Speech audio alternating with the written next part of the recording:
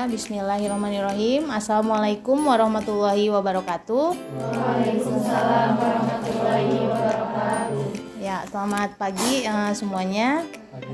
Ya, alhamdulillah ya, pagi ini kita semua bisa berkumpul di mata kuliah awal ya, semester 1.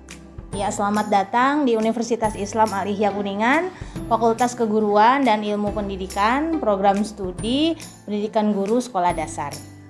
Mudah-mudahan prodi yang kalian pilih pada saat ini nanti mampu untuk mengantarkan semua impian barangkali. Semuanya mungkin sudah ada bayangan ya dalam memilih program studi PGSD, berarti tentunya hasil akhirnya itu nanti akan menjadi guru sekolah dasar gitu. Walaupun mungkin masih banyak peluang-peluang lain dalam bidang pekerjaan untuk prodi PGSD ini, tapi utamanya tentunya pasti itu ya, menjadi guru sekolah dasar. Nah, ketercapaian kompetensi dari teman-teman semua sebagai mahasiswa itu tentunya nanti akan dilakukan proses evaluasi ya untuk menentukan kelulusan dengan grade tertentu gitu ya, kelulusan di mata kuliah ini. Nah, evaluasi yang dilakukan itu adalah meliputi bagian pertama adalah proses, di mana di dalamnya ada unjuk kerja dan juga aktivitas selama proses pembelajaran berlangsung di 16 pertemuan ini, seperti itu ya. Dan tentunya ada hasil akhir melalui serangkaian tes tertulis dan juga tugas-tugas terstruktur yang sudah dibagikan gitu untuk teman-teman. Nah, nanti tugas terstrukturnya terbagi menjadi 2 bagian, ada tugas individu dan ada tugas yang bersifatnya ke kelompok, seperti itu ya. Nah, jenis evaluasi yang digunakan di mata kuliah ini, nah ini ya, ada penulisan tugas makalah untuk persiapan penampilan ya, diskusi, dan setiap penampilan dari kelompok itu tetap didampingi oleh saya gitu ya. Jadi learning from presentation-nya itu melatih kita untuk terbiasa berbicara di depan kelas ya, karena calon guru sekolah dasar itu kan pasti di depan kelas ya, pasti menjelaskan ke anak-anak. Jadi dengan adanya model yang seperti itu, kita melakukan pembiasaan gitu ya, sehingga nanti akan semakin ahli dan terbiasa gitu ya untuk berbicara di depan. Nanti tenang saja, tetap didampingi gitu ya. Barangkali pas masuk ke diskusi gitu ya, kita akan mengkaji lebih dalam tentang materi tersebut. Kemudian ada penilaian proses, tugas tertulis tadi, dan ujian yang dilakukannya adalah 2 jenis ya. Ada ujian tengah semester di pertemuan 8 dan juga ujian akhir semester di pertemuan ke-16 ya. Ujiannya dilakukan ujian secara tertulis ya. Nah, dari ke 16 pertemuan tadi, nah ini pokok-pokok substansi kajiannya di setiap pertemuan ya, dari pertemuan 1 sampai 16. Dimulai dari hari ini ya, berarti ini adalah pertemuan pertama ya, dimana ini adalah pertemuan pengantar perkuliahan konsep dasar IPA yang di dalamnya adalah sosialisasi mengenai silabus gitu ya, dan sistem penilaian dan lain sebagainya yang menjadi aturan dari perkuliahan ini. Kemudian pertemuan kedua, kita akan masuk ke besaran dan satuan serta pengukuran. Pertemuan ketiganya ada materi dan perubahan, bahan dan sifat-sifatnya. Pertemuan keempat gerak dan energi. Pertemuan 5 suhu dan kalor. Pertemuan 6 cahaya dan bunyi. Pertemuan 7 listrik dan magnet. Serta pertemuan 8 itu kita jeda nih di ujian tengah semester. Nah, selanjutnya setelah UTS kita mulai masuk ke bahasan mengenai makhluk hidup ya. Kalau dilihat antara UTS dengan setelah UTS, nah itu ya terbagi menjadi 2 pembagi dari spesifikasi ilmu IPA-nya itu sendiri ya. Nah, untuk pertemuan 9 kita mulai masuk ke makhluk hidup dan siklus kehidupannya. Kemudian 10 klasifikasi makhluk hidup, dan selanjutnya yang 11 sampai 15 itu semuanya kita mempelajari tentang anatomi dan fisiologi tubuh manusia. Itu ya. Nah, ini dibagi-bagi lagi karena di dalamnya kan termuat berbagai macam sistem ya. Nah, tubuh manusianya di pertemuan 11 kita belajar ke sistem pencernaan dan transportasi. Kemudian 12-nya rangka dan otot, 13-nya ekskresi dan respirasi, 14 masuk sistem syaraf dan indera, serta 15-nya itu kita tutup dengan sistem reproduksi. Nah, kemudian pertemuan 16 itu adalah ujian akhir semester ya. Nah, media yang digunakan, nah ini kita diupayakan gitu ya, fasilitas yang ada berupa berbagai macam multimedia yang ada itu dipergunakan selama proses pembelajaran seperti laptop, infocus misalnya ya, ada terbantu juga oleh layar. Kemudian kita masuk ke referensi ya, buku apa saja sih yang bisa digunakan di mata kuliah ini. Jadi sebaran yang tadi 16 pertemuan itu kan termuat judul-judul utama ya. Nah, nanti bukunya itu sangat tentunya diperkenankan. Buku apapun yang memuat materi-materi tersebut itu silahkan ya diakses ya. Nah, ini ada beberapa referensi yang memang secara tingkat kedalamannya ini pas gitu ya untuk dikuasai mahasiswa gitu istilahnya ya. Nah, di sini referensinya ada, kalau untuk kebiologiannya kita bisa ngambil Campbell ya, dari jilid 1, 2, 3-nya itu boleh. Kemudian ada Fred George juga, kemudian juga ada Kimball ya. Nah, seperti itu ya. Nah, ini ada buku referensi juga yang teman-teman nanti wajib miliki juga ya. Ini ada buku konsep dasar IPA, buku saya sendiri gitu ya. Jadi di dalamnya ini sudah berisi muatan yang sudah disesuaikan dengan SAP silabus gitu ya. Jadi ini sudah cukup gitu ya. Nah, nanti bisa ditambah dengan yang lain, dengan buku-buku yang lain tentu sangat diperkenankan seperti itu ya. Jadi untuk proses pembelajaran, akses dari internet dan berbagai literasi secara online, e-book dan lain sebagainya juga itu diperkenankan gitu ya. Tapi kita tetap tidak melupakan sumber-sumber belajar yang sifatnya nyata gitu ya. Jadi jangan sampai nanti setelah beres kuliah itu di rak buku nggak ada satupun gitu buku ya. Nah, seperti itu. Jadi tetap ada referensi yang diwajibkan untuk dimiliki, dan insya Allah itu semuanya akan bermanfaat ya untuk kedepannya ya. Nah, sampai sini ada yang mau ditanyakan dulu seputar sebaran dari materi ya di 16 pertemuan kita itu.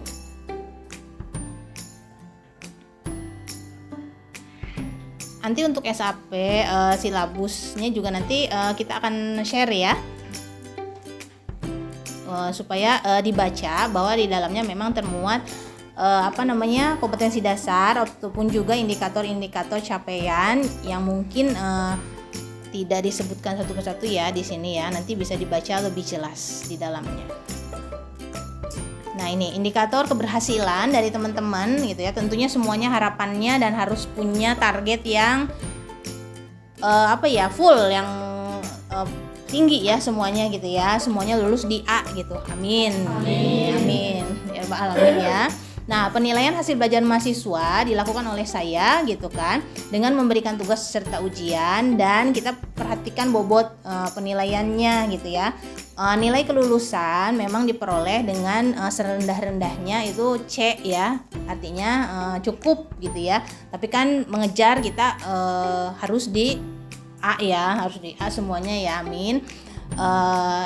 Nah, kehadiran minimal ini adalah 75%, nah, dan menjadi bahan pertimbangan untuk mengikuti ujian akhir semester gitu. Jadi rekapitulasi 16 pertemuan itu 75% ya, diperhatikan kehadirannya ya, di luar hal-hal yang tidak diinginkan ya, seperti hal-hal kemalangan barangkali gitu ya. Berdoanya sih semua sehat walafiat ya, 16 pertemuan tidak ada yang terganggu seperti itu ya. Kemudian ujian akhir semester, ujian akhir semesternya itu merupakan penilaian dengan bobot yang paling tinggi gitu ya, dikarenakan di ujian akhir semester itu isinya berupa tes yang merekap semua materi gitu. Jadi secara beban memang lebih berat ya, berarti 14 ya. 14 materi itu muncul semua gitu di UAS, sehingga bobot dia menjadi lebih besar ya, yaitu 3 kali lipatnya gitu ya. Nah kalau untuk yang UTS itu sifatnya dia dikalikan 2 gitu ya, pertengahan dari pertemuan kita, kemudian tugas terstruktur dan juga penilaian proses ya selama proses presentasinya berjalan. Nah nilainya nanti akan diklasifikasikan berdasarkan grade ya, A, B, C, D, E gitu. Jadi ada konversinya ya kalau di universitas gitu. Jadi nilai dari angka konversinya seperti ini, dimana nilai A itu adalah yang kategorinya lebih dari 80 secara akumulatif nilai akhir ya, penghitungan yang tadi. Kemudian B-nya di 61 sampai 80 dan seterusnya. Seperti itu ya.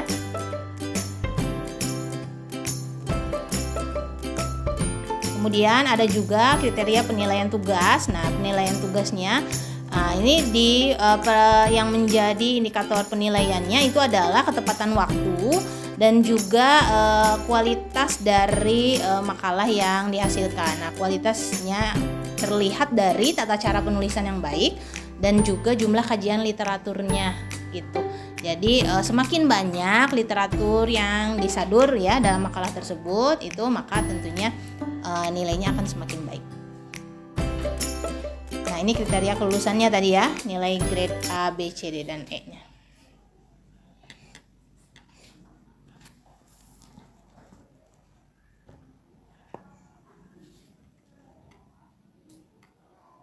Ya, sampai sini ada yang mau ditanyakan? Atau sudah cukup jelas mengenai sosialisasi dari silabus? Cukup jelas. Oh iya, terima kasih banyak. Nanti mungkin untuk kedepannya di sini sudah ada Kosma gitu, udah ada ya. Nah nanti atau penanggung jawab dari mata kuliahnya. Ya itu nanti untuk kedepannya yang akan berhubungan langsung mungkin ya mengenai komunikasi yang diperlukan gitu, mengenai jadwal dan lain sebagainya. Mungkin untuk pertemuan pertama mengenai orientasi perkuliahan saya cukupkan sekian. Mohon maaf bila ada kata-kata yang kurang berkenan. Saya akhiri. Assalamualaikum warahmatullahi wabarakatuh. Waalaikumsalam warahmatullahi wabarakatuh.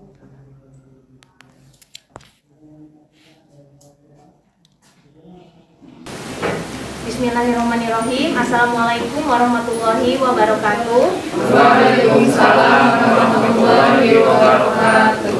Ya, alhamdulillah hari ini kita ketemu lagi di mata kuliah konsep dasar IPA untuk pertemuan setelah UTS ya, 9 pertemuan ke-9 ya. Nah, untuk teman-teman semua bagaimana kabarnya hari ini?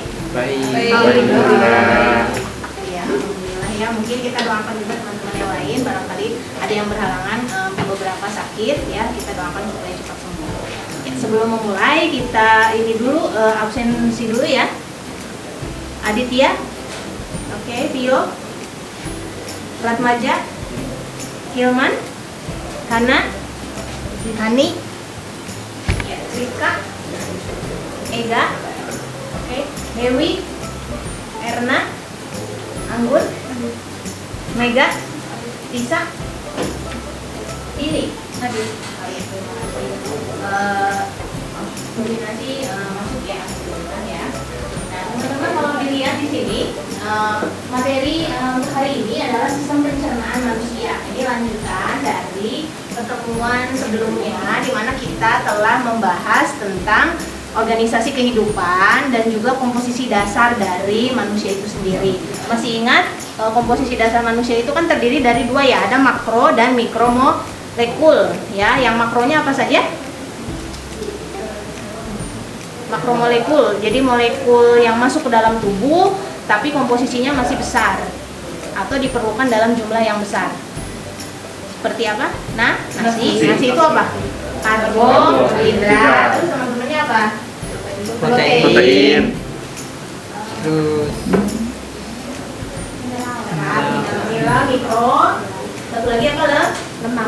Nah, ya. Jadi makronutrien yang masuk ke dalam tubuh, nah itu kemarin sudah dijelaskan bahwa organisasi kehidupan itu kan kita tersusun dari beberapa tingkatan ya. Dari mulai yang paling kecil, penyusun tubuh kita, sel, kemudian jaringan, lalu organ. Nanti organnya berkumpul membentuk sistem organ, baru ke organisme. Nah, tahapan yang sistem pencernaan ini berarti adalah bagian dari kumpulan organ-organ yang masuk atau mereka bekerja mengerjakan fungsi fisiologis dalam tubuh kita untuk mencerna makanan yang makromolekul tadi. Nah, ini kita hari ini akan membahas ke sistem pencernaan manusia, melihat bagaimana mekanisme urutan jalannya makanan di dalam tubuh.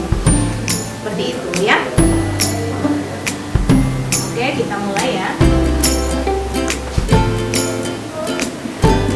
Sistem pencernaan.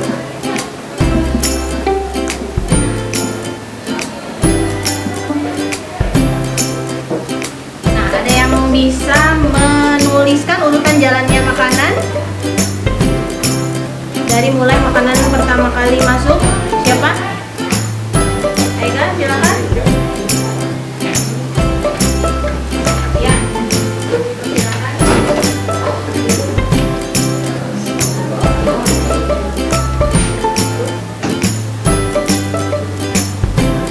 Urutan jalannya makanan. Ya, mulai dari apa berarti makanan masuk melalui bantunya. Iya, pertama. Mulainya masuknya dari mulut, yang kedua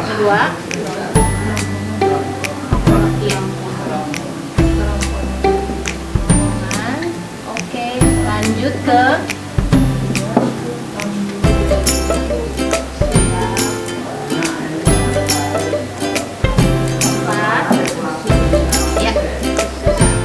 apa?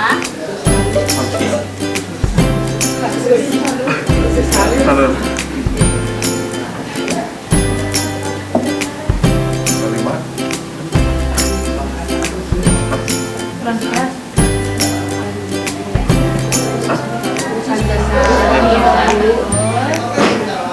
Dan terakhir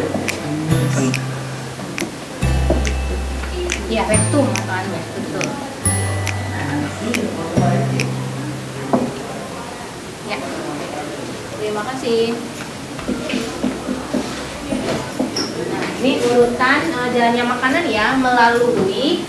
Nah, dari keenam ini dinamakan dengan saluran. Ya, saluran pencernaan. Nah, dia fungsinya memang organnya itu terlewati, gitu. Makanan itu lewat melalui organ tersebut. Tadi ada yang menyebut nih dari kejauhan hati, pankreas. Nah, itu juga masuk kan ke dalam sistem pencernaan. Tapi mereka masuknya adalah ke kelenjar pencernaan. Jadi kelenjar pencernaan itu tidak dilalui oleh makanan, tapi mereka sebagai bagian dari endokrin untuk menghasilkan beberapa enzim yang nanti akan disekresikan di tempat-tempat ini untuk membantu mencerna makromolekul tersebut. Nah, seperti itu ya organnya. Nanti kita bisa lihat di sini tuh organ-organnya apa saja ya. Kita mulai dari mulut dulu. Ya, makanan pertama kali masuk ke mulut di sini mengalami dua mekanisme pencernaan, yaitu secara mekanis dan juga secara kimiawi. Kalau dicerna secara mekanik berarti artinya makanannya ya apa nyam-nyam dikunyah. Nah, proses mengunyah itu bagian dari mekanik di mana dia diubah bentuknya menjadi lebih lunak, jadi lebih halus. Jadi hanya mengubah bentuknya saja. Tadinya kan keripik tuh masuk kes gitu ya, jadi lebih lembut. Itu dicerna secara mekanik dan dilakukan oleh gigi. Nah, tapi ada juga pencernaan yang secara kimiawi. Kalau yang kimiawi ada peranan enzim di dalamnya. Nah, kalau enzim dia tidak mengubah komposisi serta struktur kimia dari makanan tersebut, dari yang tadinya makro menjadi lebih kecil ya. Contohnya apa? Karbo kan tadi yang besar ya. Nah, karbo itu kan yang lebih kecilnya itu kan glukosa nanti pada akhirnya ya. Nah, kalau di mulut dilakukan oleh enzim petialit yang mengubah karbo menjadi maltosa. Bisa tidak sampai jadi glukosa? Bisa. Tapi minimal berada di dalam mulutnya itu kurang lebih 30 kunyahan. Itu dengan kita mengunyah lebih menikmati gitu ya, tidak terburu-buru, itu sebetulnya kita membantu kerja organ yang lain nih. Sehingga untuk unsur karbonya itu menjadi sudah bagus gitu ya, sudah menjadi glukosa. Tapi kalaupun belum sampai glukosa, maka organ yang lain nanti akan bersiap gitu ya. Nanti ada di tahapan-tahapan yang lainnya kalau ternyata hanya sampai ke maltosanya. Seperti itu ya. Kemudian selanjutnya kalau di kerongkongan ini hanya ke mekaniknya saja, di mana terjadinya apa? Peristaltik ya, hanya gerakan mendorong makanan supaya dia nanti masuknya ke lambung. Nah, di lambung itu pencernaannya terjadi secara kimiawi ya, oleh asam klorida. Kemudian apalagi enzimnya?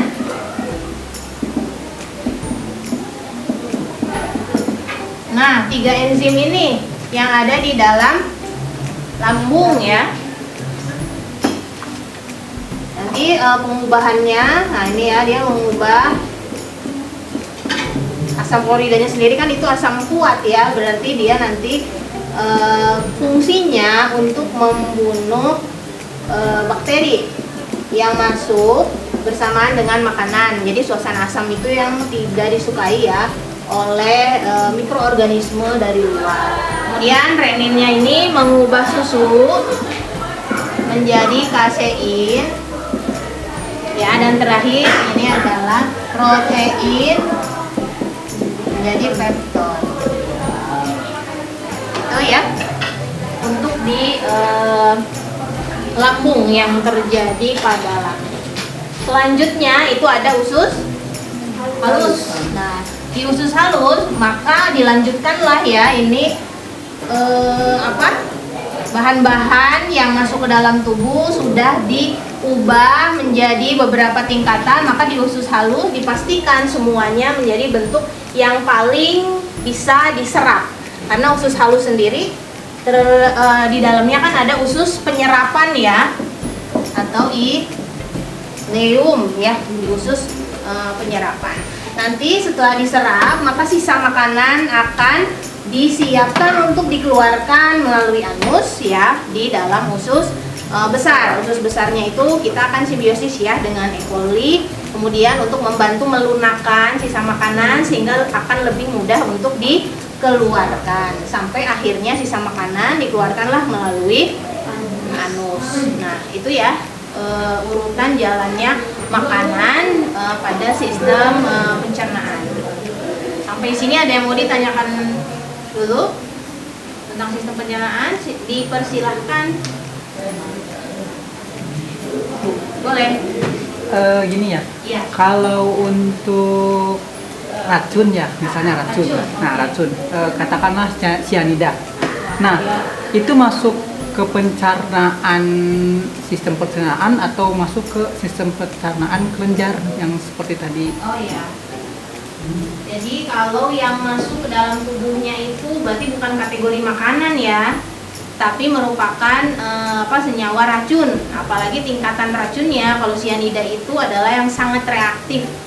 Jadi otomatis langsung langsung merusak sifatnya. Jadi dia tidak akan ada proses pencernaan. Tapi yang berperan dalam gradasi tadi ya, ada racun yang masuk, itu yang pertama kali organnya itu adalah hati. Karena sudah ada sinyal bahwa yang masuk ke dalam tubuh bukan makanan. Jadi udah ada wah danger gitu ya, warning. Nah itu ya, hati udah mendeteksi, tapi karena tadi sangat kuat, cyanida itu luar biasa ya, hitungan menit mungkin reaksinya langsung terjadi kan.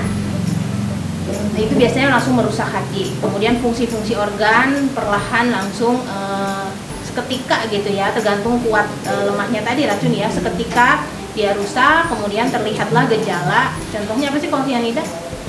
Pingsan, berbusa, ya. Nah itu tanda bahwa kebayang gitu di dalam tubuh itu berarti ada ya semacam kalau kita apa minuman gitu ya pakai apa esen ya, apa tablet esen dimasukin ngebrubus gitu kalau bahasa Sundanya Maya, bus gitu sehingga si busa itu keluar gitu.